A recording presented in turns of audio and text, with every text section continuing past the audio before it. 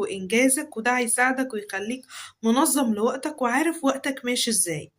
ازاي تدير وتنظم وقتك؟ استخدم مؤقت لهاتفك، قسم وقتك لمهام ومهارات خلال اليوم.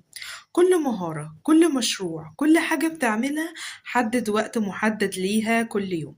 قلل تشتت السوشيال ميديا، اغلق إشعارات الهاتف أثناء وقت العمل ومذاكرتك، وقت اللي بتتعلم وبتطور نفسك فيه.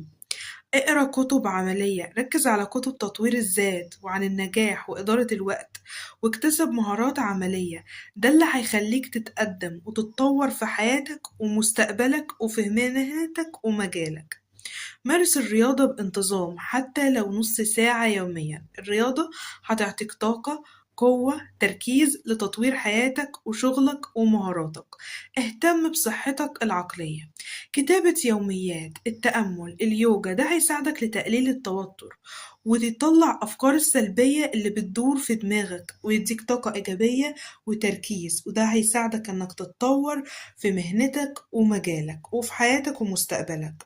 اتعلم من ناس ناجحة، تابع فيديوهات من البودكاست، اقرا كتب عن النجاح، ثقف نفسك، طبق الأفكار اللي بتقراها في حياتك بس بأسلوب عملي متناسب مع تفكيرك وشخصيتك ومهاراتك وحياتك وظروفك.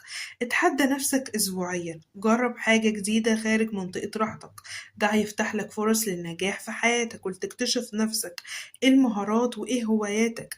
ده هيفتح لك أبواب فرص إنك تنجح وإنك تتغير حياتك. ابني علاقات إيجابية، حاوط نفسك بأشخاص يدعموك ويحفزوك على النجاح. اسأل خبراء أو أشخاص من نفس مجالك وتعلم من خبرتهم ورحلتهم. ابدأ مشاريع صغيرة، أي فكرة أو أي مهارة عندك جربها في المشروع بشكل عملي. اصبر واستمر للنجاح. النجاح مش بيجي من أول يوم بدأت فيه مشروع أو مهارة بتتعلمها. النجاح بيحتاج لصبر ووقت كبير واستمرارية كل يوم، وكل يوم انت بتستمر وبتنضبط وبتلتزم وبتطور نفسك.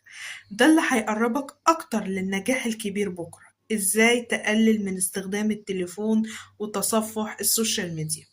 أول ساعة في يومك ابتعد عن الهاتف والسوشيال ميديا، ده هيخلي يومك مليء بالإنجاز والطاقة والتركيز والنشاط العالي إنك تنجز في يومك. نزل تطبيق أو أعمل